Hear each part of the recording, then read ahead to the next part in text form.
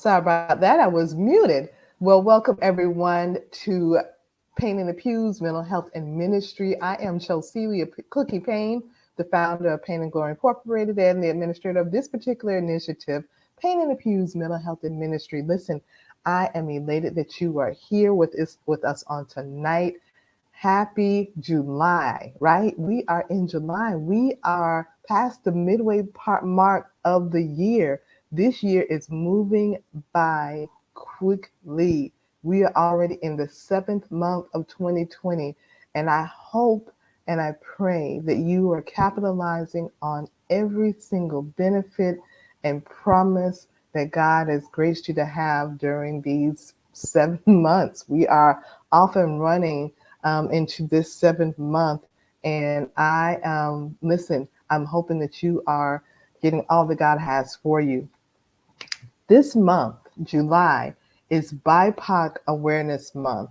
BIPOC is Black, Indigenous, People of Color Mental Health Month, formerly known as Black Mental Health Month, but it is transformed into BIPOC, Black, Indigenous, People of Color Mental Health Month, and in and in celebrating and honoring that, we want to share with you all throughout the month. We're going to have some special guests that are coming on. I'm really excited about having, but we want to start it out on this first Monday of the month, talking about a topic that is necessary. Why do we do some of the things that we do?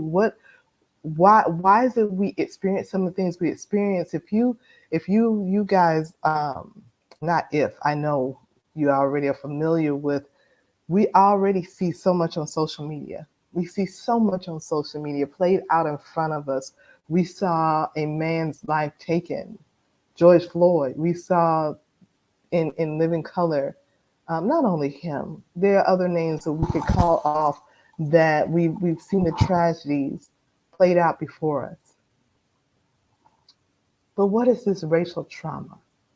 If you've never heard it before, we're going to talk about it today, and I must give thanks and appreciation to NAMI.org, which is where the brunt of the information that I'll be sharing with you will be coming from, or I have been able to get information from. NAMI over the years has been a tremendous help, a tremendous support. We've had NAMI guests that have come on. We've had NAMI resources that have been shared, and today is no different.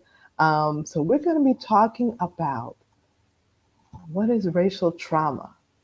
Racial trauma, because believe it or not, BIPOC people, Black, Indigenous, people of color, us, we have experienced, are experiencing, will experience if you haven't, and I don't know how you could have escaped it yet, but the effects of racial trauma is real. And so I want to we're going to discuss it for a little bit. First of all, what is racial trauma? The number of instances of overt disenfranchisement towards the Black community are countless.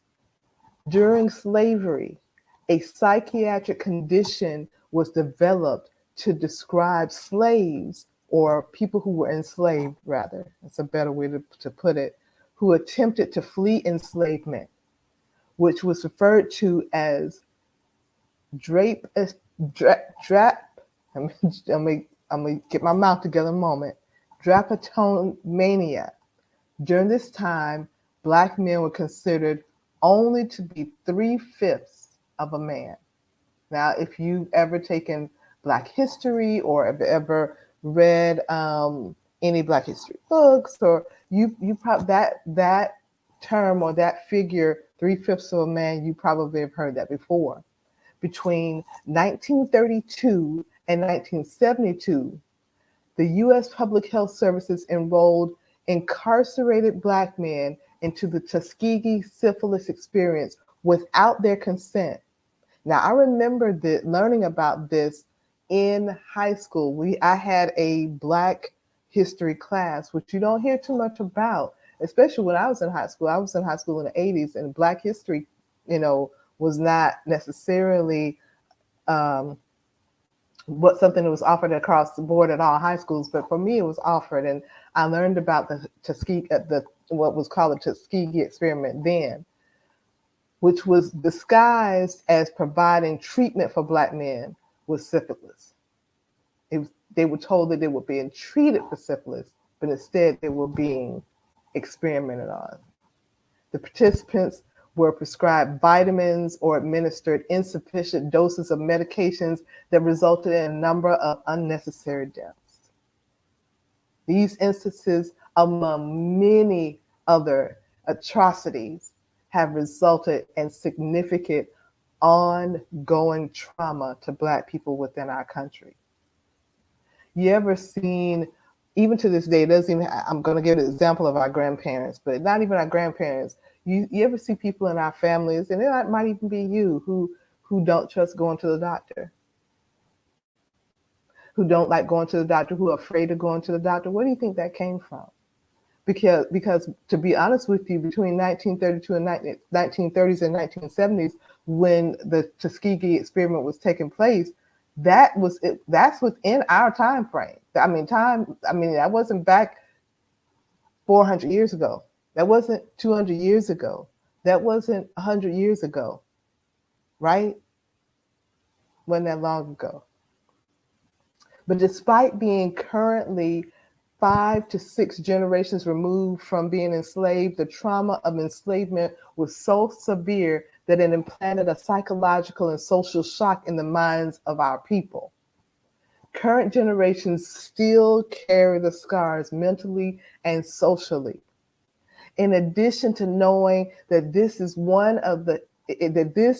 the history of Black people in America, the systemic racism that has remained in place since the end of slavery has resulted in ongoing racial trauma and injustices to Black people, including but not limited to racial profiling, voter suppression, and overrepresentation in the criminal justice system. Enduring constant prejudice, discrimination, and bias takes a toll on one's mental health. Now, let's talk about recurring trauma through the media. Yeah. These sociological damaging experiences of ongoing systemic racism are further exacerbated through the recurring circulation of videos and images of Black people dying at the hand of police officers. The number of lives lost doesn't just include people like Michael Brown, who was only 18, or Freddie Gray, who was only 25, or Tamir Rice, who was just 12, or Eric Gardner, who was 43, or Ahmaud Arbery, 25, Tatiana Jefferson, 28, Breonna Taylor, 26, Elijah McClain, 23, or George Floyd, who was 46. But they include so many more. There's a collective experience that is felt. It is every Black person realizing that at any point in time, the stories that have become all too familiar could be their own story. It is realizing that people in the Black community are dying unnecessarily. Unfortunately, Black people have always lived in the fear and worry that at some point they themselves or someone in their family could be the victim of a negative interaction with law enforcement. Recent events that have been highlighted in the news are not just isolated incidents, but rather a reflection of how this country has continued to undervalue the lives of Black people. The complexities associated with the re-traumatization of Black people and the broadening awareness of social and racial injustices have ballooned to a great societal awakening. However, becoming mentally overwhelmed and susceptible to extended trauma or other mental health issues related to this, continued exposure is prevalent as well. As the struggle for equality continues, it's critically important for Black people to carefully consider the effect of these repeated images and videos on their mental health. For those who feel repeatedly triggered, it can be helpful to mitigate exposure as much as possible by unfollowing accounts that post these videos and images, by setting content blocks and limits on your phone.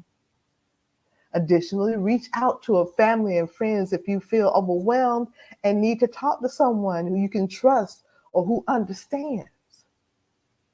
And lastly, if your mental health is suffering, it's essential to consider seeking culturally competent mental health care.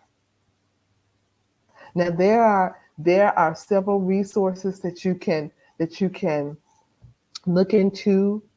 You can look into Black Mental Health Alliance, and I'll put that. Matter of fact, I'll put it right up here on the screen. Black Mental Health Alliance. I'll make sure it's in the comment section. So I'm not trying to type while I'm speaking and then put in the wrong thing. There's also Black Mental Wellness. And then Brother, You're on My Mind. These are resources that you can readily get to. You all have also heard me talk about Psychology Today. Psychology Today, you can go on their website and you can look and search out mental health professionals that look like you. You can see their credentials. You can see what they offer. You can see if what they offer is what you need. It's right there. You can also go to our website, painandglory.com, and where you'll find resources there as well. Because what we want is for you to get the help you need. What is racial trauma? We're living it, but we don't have to. We're experiencing it, but we don't have to keep living it. Don't have to stay stuck in it. There are tools that we can use because it's a reality of life. Yes, it is. But how you deal with those triggers and those traumatic experiences is what matters. I hope that this is helpful as we start out the BIPOC Mental Health Month. Listen, I wanted to remind you, if you didn't already know, oh my goodness, that coming September 17th of this year, we are celebrating our 8th annual Pain in the Pews Mental Health and Ministry Conference. And y'all, you don't want to miss this. It's going to be virtual, so you can join us from the comfort of wherever your comfort is, whether it's home, work, whatever, out on the beach if you so choose. But we want you there. Registration is required. So I'm going to put the registration link also in the comment section for you as well, so it'll be clickable for you. But I want you to be a part of this conference. It's going to be 11 o'clock a.m. Eastern Standard Time on September 17th. And listen, we have some dynamic speakers. Oh my goodness. Reverend Margaret L. Conley. We have Pastor Broderick McBride. We have Channing McBride. We have our Trailblazer of the Year who will be honored this year. And our amazing co-host is Brian Keith Anderson. Listen, you don't want to miss this. You don't want to miss this. So again, I'm going to put the registration link in the comment section just for you so you can grab it. I'm also going to put the links that I just shared with you in the comment section so you don't miss it. Listen, I love you guys. This is BIPOC Awareness Month. This week, we're going to have some great special guests, and I look forward to being able to share more with you. Listen, we're in this together, and we can grow and go together. You don't have to be triggered. And if you are triggered, there are tools and tips to help along the way. If you need help, reach out. Get the help you need. Talk to a professional and get the help you need. Okay? We'll see you next week.